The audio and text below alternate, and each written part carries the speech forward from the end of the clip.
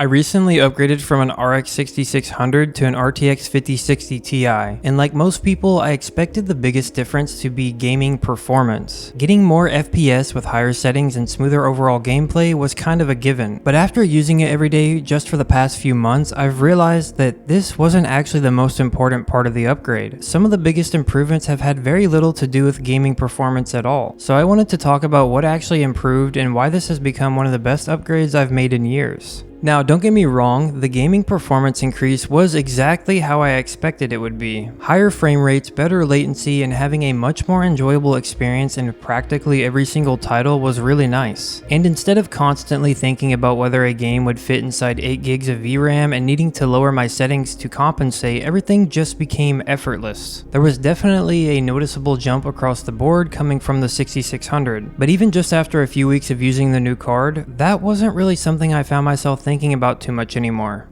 Because honestly, what had surprised me the most was how much the RTX card improved the way I use my PC overall. As the biggest change for me wasn't just simply things like DLSS or NVIDIA Reflex, it was the fact that I finally stopped running into problems on a consistent basis. I remember a certain bug that I experienced with using my 6600 that happened every time I opened up a browser while playing a game. The browser would oftentimes glitch out to the point it became unusable or would just even straight up crash. Something that seemed so small but so inconvenient that I believed would have at the very least gotten some attention always made me wonder why it never really got a proper fix. But then there was the fact that Radeon drivers always seemed to come at a much slower speed compared to GeForce drivers. Like take the recent launch of a game like Arc Raiders for example. I remember GeForce drivers coming out pretty quickly after the game's release. However, not a single Radeon card got any new drivers until 2 weeks after the fact. And having dealt with constantly waiting for improvements and updates via the driver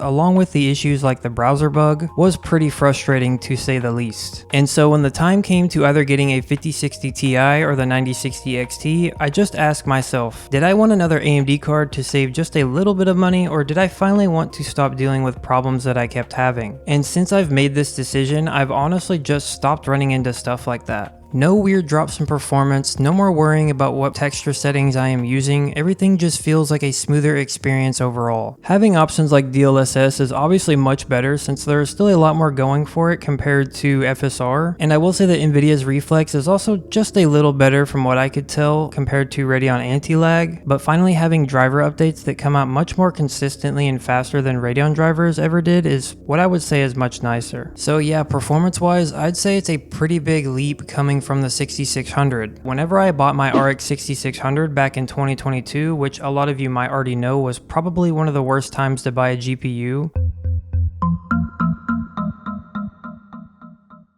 I ended up paying $480 for this card, which was kind of a ripoff, and I ended up getting this RTX 5060 Ti 16GB Zotac model for $430 MSRP, which all things considered was still kind of expensive, but it is overall much sleeker and I think much nicer compared to the MSI card, and it is also much quieter even under load. The temperatures of this Zotac card also don't go over 60 degrees even when under load, which is really nice coming from the RX 6600 I was using that also never went over 60. There is also coil whine on not just this card that I got, but my old MSI card as well, and I honestly just think that's something you can't really escape when considering buying a GPU. But having said all of this, I don't want you to get the impression that this is a one brand is better than the other kind of video, because I will say that there are clearly still issues that have plagued NVIDIA's drivers and hardware as well, as they are certainly not free from any criticism either.